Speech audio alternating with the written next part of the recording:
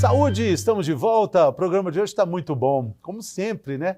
E agora, nesse segundo bloco, a gente fala sobre a dieta vegana, sobre o vegetarianismo. Aliás, são duas coisas diferentes, vegetarianismo e o veganismo. Para entender melhor tudo isso, a gente tem aqui conosco a nutricionista Patrícia Axer, que é graduada pela UFMG e trabalha na Clínica de Medicina Esportiva da Rede Mater Dei de Saúde.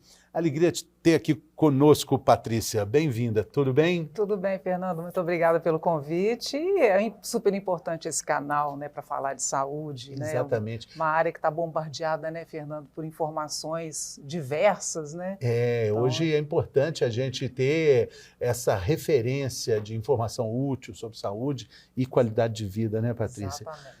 Informações assim, por exemplo, a Sociedade Brasileira de Vegetarianismo tem um número que nos últimos anos a população vegetariana dobrou. São quase 30 milhões de brasileiros que se dizem vegetarianos. É uma parcela considerável, né? É uma parcela 14% considerável. da população? 14%, quase 30 milhões, e um mercado que está aquecido, né? Assim, hoje você vai em qualquer supermercado, as prateleiras, né, estão cada vez mais diversas em produtos direcionados para esse público, né? Então a gente tem que estudar mais, né? Na área da nutrição, que é a minha área, eu tenho atendido muitos adolescentes, jovens querendo se tornar vegetarianos, veganos, por causas diversas, né? E você trabalha com a medicina esportiva também, ou seja, é preciso de um aporte calórico, energético considerável. Quando a gente fala disso, a gente pensa imediatamente numa carne, né? Em proteínas fortes, né? A proteína é um nutriente-chave para o atleta, né? Para o praticante de atividade física que tem foco em performance, né? E a carne, o leite, os ovos são a principal fonte de proteína que a gente tem, que são as proteínas que a gente chama de alto valor biológico, que são as proteínas que tem todos os aminoácidos que vão fazer a síntese dos tecidos magros, que são os nossos músculos, a nossa massa muscular. Então, para o atleta que precisa se recuperar de uma sessão de treino intensa, né, e precisa ganhar massa muscular, porque isso gera mais força ao atleta, as proteínas são fundamentais, e as proteínas mais importantes, mais completas, são realmente as proteínas de origem animal. Mas a gente consegue, com uma dieta bem equilibrada, proteínas de origem vegetal para dar esse suporte, não só para o atleta, mas para a pessoa praticante, né, para a comunidade em geral. Dá para equilibrar? Podemos falar que fica igual? Fica igual, Fernando, dá para equilibrar. A gente tem combinações de leguminosas com cereais, assim, por exemplo, feijão é rico, né, tem proteína, tem vários aminoácidos, combinados com alguns cereais, com quinoa, com arroz. Agora, eu falo assim, quem quer se tornar vegetariano tem que ter uma boa alimentação, né? Uma alimentação de qualidade, porque não quer dizer que o vegetariano seja uma dieta saudável, né? Que o vegetarianismo seja uma dieta saudável. Você pode ser vegetariano e comer batata frita, açúcar, sorvete, doce, quindim. pão. Quindim tem leite, não pode. Fritura, quindim, né? Não dá, né? No quindim não dá, sorvete também tem leite, né? Vegetariano tem duas classes de vegetarianos. Tem os vegetarianos que comem... Suspiro. Suspiro tem açúcar. Suspiro tem ovo também, tem a clara do ovo, né? Mas o vegetariano, ele não come a carne, nem de frango, nem boi, nem peixe, mas ele come leite, toma leite, ovos, né? E derivados. Manteiga, queijo. Exatamente. Tá. Mas o vegano não. O vegano não. O vegano, ele não come nada de origem animal e ultrapassa, inclusive, o consumo alimentar. O vegano, ele exclui tudo da sua vida que venha de animal. Não usa bolsa, sapato, roupa. Ou seja, é uma filosofia de vida, assim, né? Então, socialmente, assim, é difícil até para ele se colocar, né? Assim, você tem que estar preparado, por exemplo, para receber um vegano na sua casa, né? Então, bem restrito, é uma filosofia de E você sabe como descobrir se uma pessoa é vegana? Não. Não precisa descobrir, ela vai te falar, né? Em algum momento ela vai te contar, eu sou vegano. Porque ela vai avisar, né? Ela vai te comunicar. Avisar. Porque, na verdade, como você disse, é um princípio de vida. E um ela faz disso uma forma, né, de viver. E precisamos respeitar e entender, já que Sim, é um crescimento muito grande dessa população. E a causa é nobre, né, Fernando? Essa ética animal, né? Essa bandeira de diminuir o sofrimento animal é uma causa muito nobre, muito justa, bacana. Muito bacana. Outro dia eu estava conversando com um crítico de comida, comida bruta, crítico da Folha de São Paulo, o Marcos Nogueira, e ele estava dizendo que no futuro, muito próximo, a gente vai ter uma valorização do ovo. O ovo vai ficar muito caro, porque existe um patrulhamento já cada vez maior sobre a produção de ovo nessas granjas de ultraprodução. Exatamente. Com sofrimento forma, animal, né? pela forma. Que são tratados essas granjas, né? Exatamente.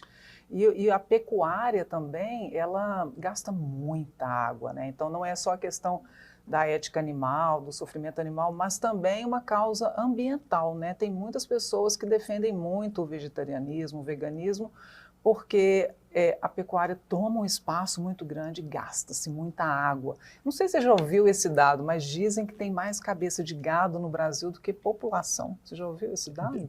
Provavelmente, né? Porque a gente tem terras, latifúndios enormes. E tem uma outra discussão interessante quando se fala da relação do leite com a nossa saúde intestinal.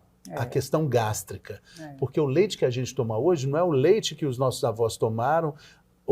A ração tem vários componentes. Exatamente, né? Complicadíssimos. A água que o gado toma também. Os remédios que são usados, antibióticos, para evitar mastite. Né? Exatamente, Então, tem várias questões aí que estão interferindo na saúde da própria carne, do próprio leite que a gente consome na nossa rotina alimentar. Né? Com certeza, exatamente. Isso também é um cuidado que a gente tem que ter na produção. Né? Eu falo que quando nós, enquanto consumidores, a gente tem também atitudes políticas, assim, de valorizar aquelas indústrias que têm uma produção limpa, né? Uma produção cuidadosa, porque isso impacta diretamente na nossa saúde. Isso tudo que você falou, a forma como é cultivado, tanto os animais e, assim, saindo um pouco da esfera do veganismo, também tem o outro lado, né, Fernando? Porque a dieta vegetariana, vegana, é muito à base de vegetais. E também a gente tem uma questão crítica na produção de vegetais, que são os agrotóxicos também. Então a gente fica assim, para onde nós vamos, né? Porque é muito difícil. É muito difícil. Aí você vai ver também que os orgânicos, numa análise mais minuciosa, têm um teor de coliformes fecais. Também. Quer dizer, tem menos defensivo agrícola, mas tem mais, tem pouca higiene ali naquele trato agrícola. Não tem para onde correr, não né? Não tem para onde correr, pois é difícil. Mas o equilíbrio de uma vida mais mais centrada, né? Equilíbrio de uma vida centrada é redundante, mas é isso mesmo, né? É você entender o que você está comendo, por quê, quando, né? As pessoas perguntam muito o que é uma alimentação saudável, né? Para mim, saudável você tem que falar e colocar as aspas, né? Porque saudável é tão abrangente, é tão relativo isso, né, Patrícia? Mas ainda hoje a gente tem que falar que a alimentação natural, né? Alimentação que tem o menor impacto da indústria, ainda é uma alimentação mais saudável, apesar de todas essas questões que a gente está discutindo, da forma de produção, da criação, das plantas. Mas a intervenção da indústria ainda é mais prejudicial para a nossa saúde por causa dos aditivos químicos, dos conservantes, umectantes, corantes, saborizantes, né? Então, quando você vai para essa alimentação 80% industrializada, muito à base de refrigerantes, né, pacotinhos, gordura hidrogenada, embutidos, né, salame, essas coisas, aí sim eu acho que a gente corre um risco maior. Então a alimentação saudável, ela tem sim que ser mais natural mesmo, as carnes, os vegetais, os tubérculos. Eu gosto muito de tubérculo que vem da terra, né? Então quanto mais você consegue retirar da natureza e levar para o seu prato, sem muitas interferências, é melhor para a sua saúde, sem dúvida, né? Agora, quais são os pontos de atenção, considerando que nós temos aqui uma telespectadora atenta na nossa entrevista e pensando, gostaria muito de começar uma dieta vegana ou vegetariana, primeiro vegetariana, depois vegana, né? Ou isso, começar do começo, né? Fazer uma transição, né? Quais são os pontos de atenção, quais são os nutrientes importantes? E estou falando telespectadora de propósito, porque para as mulheres tem uma atenção mais, uma atenção especial com a relação à absorção do ferro, né? Exatamente, isso. O ferro é um macronutriente, um mineral, né, crítico na questão do vegetarianismo e do veganismo, né? Porque a carne vermelha, especialmente, é o alimento mais rico em ferro que a gente tem, né? E o ferro, ele é vulnerável, assim, a gente tem uma biodisponibilidade pequena, a gente não consegue absorver muito ferro. Eu trabalho em consultório, em hospital, a gente tem visto muita deficiência de ferro e os sintomas interferem na qualidade de vida. A gente se sente cansado, desanimado, sonolento. Muitas vezes eu vou olhar um exame de sangue, o ferro está baixo, a ferritina está baixo, e a principal fonte de ferro que a gente tem são as carnes vermelhas. A gente tem ferro também em vegetais folhosos, verdes escuros, a gente tem em feijão. A mulher que menstrua, né, em idade reprodutiva, ela tem uma perda de sangue, então é muito importante ela dosar de 6 em 6 meses o seu ferro, principalmente se ela for vegetariana ou vegana. A gente tem formas de melhorar a absorção do ferro, por exemplo, a vitamina C.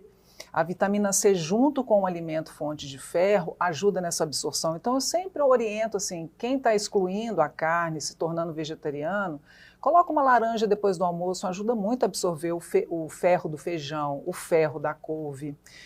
E outra coisa assim, que atrapalha, que é uma coisa que a gente gosta bastante, que é um hábito principalmente do mineiro, que toma aquele cafezinho, às vezes com um pedacinho de rapadura, a cafeína atrapalha a absorção do ferro. Então, aquele cafezinho logo depois do almoço, para quem é vegetariano, é péssimo, porque você já tem uma dificuldade, o ferro vegetal já é menos disponível para ser absorvido e a cafeína atrapalha um pouco a absorção do ferro. Então, é contraindicado. Tem que esperar pelo menos 40 minutinhos depois do almoço. E a cafeína demora a sair do organismo, demora, né? Ela fica circulando muito tempo, né? Ela tem um pico plasmático que pode durar até 1h30, né? Então, a gente tem que tomar cuidado.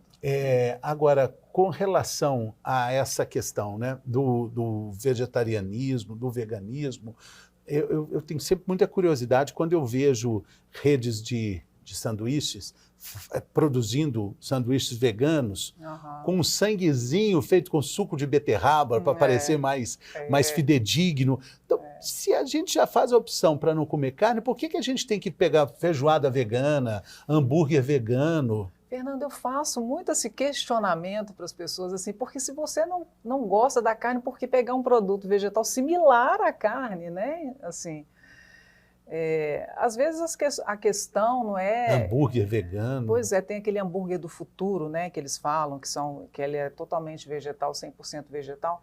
Eu tenho as minhas ressalvas para esse tipo de produto. Geralmente, esses hambúrgueres do futuro, que são os hambúrgueres vegetais, eles têm muito óleo de soja. Na hora que você vai grelhar ele na frigideira, eu já experimentei, ele sai tanto óleo que eu falo, gente, isso não pode ser saudável, sabe? Não é saudável, né?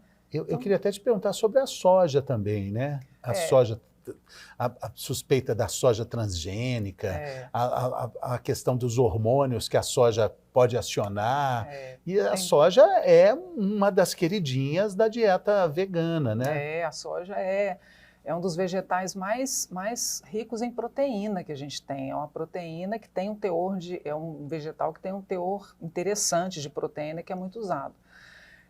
Essa questão dos transgênicos, Fernando, hoje a maioria dos alimentos vegetais sofrem mutações, né, de sementes, assim. A gente está convivendo com isso, às vezes sem saber, não é só a soja. Eu acho que a soja, ela pegou esse rótulo, assim, de ser um alimento transgênico, com mutações, mas, assim, não, a maioria dos alimentos que a gente come tem, sabe? Mas, assim, a soja, para ela estimular essa questão do hormônio feminino, né? Tem gente que fala que os homens que comem muita soja desenvolvem aquela aquela mama, né, ginecomastia, e não é verdade. Tem assim. muita queixa de mães com filhos que usam Amamentaram, leite de né? soja, que não puderam amamentar e trocaram pelo leite de soja e falam que os meninos ficam com esse estímulo do hormônio Do hormônio feminino, pois é. Essa é uma queixa é uma recorrente queixa de mães de recorrente. filhos que usam leite de soja. Exatamente, Fernando. Mas assim, o meio científico não comprova assim, essa relação direta, sabe? E é muito comum a alergia ao leite, né? Sim, é muito comum. É um consumo muito grande, tanto que a gente vê nas gôndolas do supermercado, tem leite de soja Leite de soja, demais. de A a Z, né? De tudo quanto é tipo, muito mesmo. né? De sabor. Agora, que coisa curiosa, assim, Patrícia, porque você falou de tantas propriedades que a carne tem com relação a nutrientes, a proteínas, é uma riqueza de uma abundância maravilhosa, né? Uhum. E, no entanto, o boi é vegano. Incrível, né? Que coisa, né? Que coisa, né? Porque o estômago do boi tem capacidade de absorver a celulose ali do capim, né? Exato, que a gente não tem, que a gente né? não que tem. a gente não tem. A gente não consegue aproveitar todos os nutrientes vegetais. Será como que a gente vai boi. conseguir traduzir isso, pegar o vegetal e fazer a mesma coisa que o estômago do boi faz? Porque aí está resolvida a questão. Pois é, sim. Interessante, né? Vamos lançar essa para a tecnologia do boi ser aí, né? Para a ciência. É muito curioso, né? Pois é, exatamente. Que a gente nem pensa direito, né, sobre isso. Né? Exatamente. Agora, a gente estava falando sobre isso, eu acabei enveredando por outros assuntos, mas eu queria falar sobre os primeiros passos. Você disse que é preciso pensar numa dieta equilibrada, mas começamos por onde? Vamos tirar a carne simplesmente, sem preocupar com os derivados de carne? Porque depois a gente vai chegar num ponto, no bloco anterior a gente estava falando com a Marina Ulloa, que é farmacêutica e também tricologista, falando que ela tem uma linha de cosméticos que também são vegetarianos. Isso chega até nos cosméticos, né? Mas vamos começar com o feijão com arroz de todo dia. Para começar a jornada vegetariana, só tirar a carne mesmo, assim? Sim, a gente tem que começar dando os primeiros passos, assim, pensar principalmente o que a gente vai excluir primeiro, mas principalmente, Fernando, eu acho que a gente tem que pensar no que a gente precisa incluir, porque às vezes as pessoas não pensam assim, eu vou só tirar a carne. Tá, mas e as proteínas? Da onde, né, vão vir essas proteínas? Então, eu aconselho quem está querendo dar os primeiros passos aí para o vegetarianismo, sim, retirar a carne vermelha, e se você conseguir retirar a carne de frango também, mas você precisa incluir, né, assim, as leguminosas são fundamentais. Leguminosas são feijão, de todos os tipos, fraldinho preto, branco, né? Uma salada de feijão branco com a vinagrete, assim, é muito bom, eu recomendo sempre para os veganos. Lentilhas verdes, né? Cozinhar as lentilhas. Grão de bico também é muito rico em proteína, então incluir o grão de bico, cozinhar o grão de bico. Agora as pessoas falam assim, mas as leguminosas me causam muitos gases, como é que eu faço para colocar as leguminosas? Porque eu vou tirar a carne, que as leguminosas são realmente proteicas. Então eu falo, tem que deixar de molho o feijão, a gente tem que deixar de molho de um dia para o outro. Se você está entrando no vegetarianismo e vai aumentar o consumo de feijão, grão de bico e lentilha, você tem que colocar de molho, trocar a água umas 2 vezes antes de cozinhar, para amenizar essa questão das flatulências, da produção, da fermentação intestinal que acontece, né? Tem alguma dica com relação ao couve-flor, brócolis? Porque também eles provocam muitos gases, né? Provocam, as brássicas, né? Couve-flor, brócolis, repolho também, né? Tem. A gente orienta... É diferente o brócolis e a couve-flor porque ele perde muito nutriente se ele for fervido, cozido muito tempo, né? A gente recomenda colocar algumas ervinhas, assim, tipo tomilho na água, sabe? Manjericão junto, porque isso reduz um pouco essas substâncias que a gente não digere bem, sabe? E cozinhar pouco, assim. Eu falo sempre, assim, Fernando, que a gente tem que focar não só no que a gente está comendo, mas a forma como a gente está comendo também. A gente tem comido muito rápido, a gente não mastiga bem os alimentos, né? Os alimentos chegam pouco triturados, né, no estômago. E eu falo sempre para os meus pacientes, o estômago não tem dente, a gente tem que entregar o alimento já bem triturado, né? Então, a gente come ansioso, a gente come fazendo outras coisas, com o celular, respondendo mensagem. A gente não mastiga direito, a gente bebe muita água, né? Então vai entrando tudo inteiro. Isso tudo prejudica a digestão, aumenta a fermentação, aumenta a produção de gases. Então, a gente teve um programa aqui com o querido Flávio Venturini, ele tem 74 anos, então ele falou muito sobre longevidade, sobre a receita que ele usou na vida dele, né? Legal. E ele falou sobre a dieta macrobiótica, que é muito bacana. Fez muito sucesso nos anos 70, nos anos 80, né? É uma alimentação viva, Viva, né? Sem que não é vegetariana, mas tanto tem peixe, tem frango, né? Mas muito arroz integral, muito alimento integral, né? O Flávio Venturini é macrobiótico? Oh, que legal. Não é bacana isso? Muito bacana. Saiu de moda um pouco a dieta macrobiótica, né? Mas a gente tem hoje a plant-based diet, que é mais ou menos essa questão aí, que são a base de vegetais mesmo, uma alimentação mais crua, né, que é a macrobiótica, sem cozinhar demais os alimentos, né, que vem muito da Mediterrânea, que para mim é uma dieta perfeita, sabe? E tem uma versão mediterrânea brasileira. Tem uma versão brasileira, com um pouquinho mais de carne, que o brasileiro gosta, porque lá... Com castanha, né? Com castanha, muito azeite, eles comem muito peixe, muitos vegetais, muita salada, enfim, salmão, né? Porque aquelas regiões lá da Itália, muito acesso ao mar, né? Então muitos frutos do mar, azeite, né? A gente precisa de gorduras boas, né? A gente fica achando que as gorduras são calóricas, vão engordar, mas as gorduras, elas têm um papel fundamental no nosso metabolismo. É a partir das gorduras que a gente produz os hormônios, né? Que a gente produz várias substâncias no nosso corpo. Então a gente precisa colocar azeite, colocar um pouquinho de castanha. Eu gosto muito de sementes.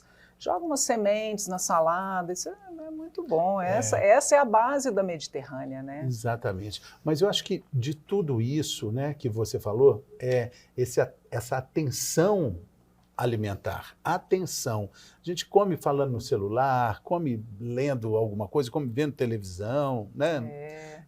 A gente colocar isso no centro da nossa vida, né? Eu falo que a alimentação é um pilar central da saúde, assim como a atividade física, como o sono. Hoje a gente vem estudando muito o sono, o impacto de uma noite mal dormida na saúde em geral, né? Gerenciamento do estresse, a qualidade das relações sociais. Então a gente tem que ter olhar para esses 4, 5 pilares que são a base da saúde. A alimentação é central, assim.